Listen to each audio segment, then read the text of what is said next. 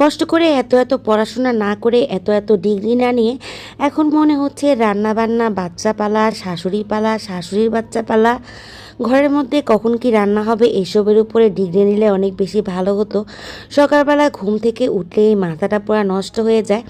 আসলে কী রান্না করব, কী রান্না হবে, ঘরের মধ্যে একজন যেটা খায় আরেকজন সেটা ধরেও দেখে না, আবার তারা যেটা খায় সেটা আমার খেতে ভালো লাগে না। তাই সব কিছু মিলিয়ে সকালবেলা মনে হয় যে এই পৃথিবীর মায়া ছেড়ে একদম অন্য কোথাও চলে যাই। আবার মাঝে মাঝে মনে হয় খাগড়াছড়ি, রাঙামাটি, বান্দরবন এইসব জায়গার পাহাড়ে গিয়ে বাসা বানিয়ে থাকি। এই সমস্ত ঝামেলা প্যারা এটা বলার মতো না।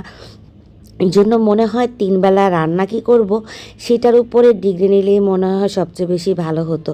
আসলে এক একজনের জিহ্বার স্বাদ এক এক রকম, এক এক জনের মনের স্বাদ এক এক রকম। এইগুলো চিন্তা করতে করতে করতে করতে রান্না করতে করতে জীবনের প্রায় বেশিরভাগ সময়টাই পার করে দিলাম। আসলে এই জীবনে আর অন্য কিছুই করা হলো না, না নিজের জন্য চিন্তা, না ইউনিক কিছু করা বা লাইফে বেস্ট কিছু করা। শুধু সারাক্ষণই এইসব করতে করতে জীবনটা পার করে দিলাম। এই জীবনে মাঝে মাঝে মনে হয় যে আসলে অ্যাচিভমেন্টটা কোথায়, আসলে আমার লক্ষ্যটা কোথায়।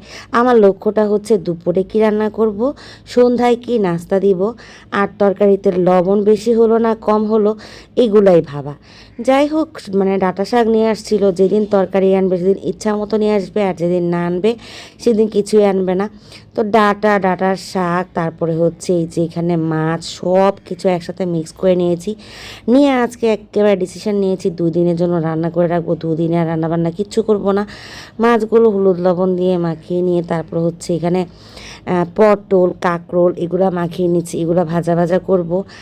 আর মাছগুলা তো কয়েকটা তরকারির মধ্যে মিক্স করে দিব, এই জন্য সবগুলা একসাথে নিয়ে নিয়েছি। এখানে কয়েক টুকরা চাপিলা মাছ আছে, এখানে হচ্ছে সমুদ্রের মাছ আছে, সমুদ্রের মাছটার নাম আমি জানি না। এখানে আছে পাঙাশ মাছ, তো এই মাছগুলো ভেজে নিচ্ছি। পাঙাশ মাছটা আমি আলু দিয়ে টমেটো দিয়ে ঝোল করব। এটা ওরা খেতে পছন্দ করে। আর সাগরের মাছ যেটা, সেটা আমি ভেজে নেব। এটা কিছু আমি ডাঁটার সাথে দিব, আর কিছু হচ্ছে পটল আর কাঁকরোল দিয়ে ঝোল করব। আর এই যে ছাটকা মাছগুলা, ছাটকা বা এটা চাপিলাও হতে পারে, আমি আসলে জানি না, এগুলো একদম মচমচা করে শুকনা মরিচ দিয়ে ভাজা করে খাবো।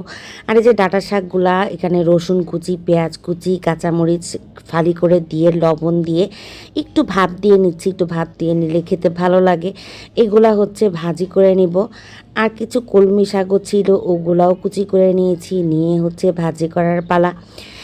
ওই যে বললাম না, বাজার যেদিন আনি সেদিন হচ্ছে সব কিছু একসাথে আনে।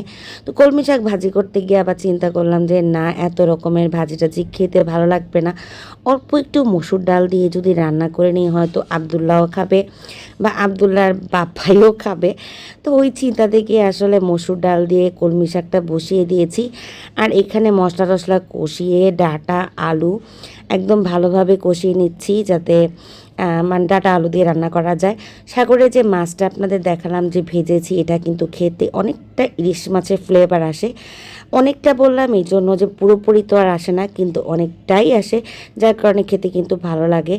আর হচ্ছে এখানে যে কাঁকরোল, পটল, আলু সব একসাথে ঝোল করে ফেলবো। আর ওই সমুদ্রের মাছই 2 ভাগ করে কিছুটা ডাঁটার সাথে দিব, আর কিছুটা হচ্ছে পটল আর কাঁকরোলের সাথে দিব। এখন যে পরিমাণ গরম, এই গরমের মধ্যে কিন্তু আপনারা সবজির তরকারিটা, ঝোল তরকারিটা খেলে শরীরের জন্য অনেক বেশি উপকার। কিন্তু আমার ঘরের মধ্যে তো এগুলো খেতেই চায় না। রান্না তো করে ফেললাম হাঁড়ি হাঁড়ি, কিন্তু কে খাবে আর কে খাবে না একমাত্র আল্লাহই ভালো জানেন। এর মধ্যে মনে হচ্ছিল এত তরকারি ভিড়ে ভিড়ে একটু ভর্তা হলে অনেক বেশি ভালো লাগতো। তো একটুখানি ভর্তার অ্যারেঞ্জমেন্ট করে নিলাম। আর সানিয়ারা মাছ চলে আসছে, বললাম যে একটু বেটে দেওয়ার জন্য। একটু বরবটি, চিংড়ি, কাঁচামরিচ আর ধনিয়া পাতা দিয়ে এক পদের ভর্তা। তো যাই হোক, এই রান্না বান্না নিয়েই আমার জীবন, আর এটাই হচ্ছে আমার আসল জিন্দেগি। সবাই ভালো থাকবেন, সুস্থ থাকবেন। আল্লাহ।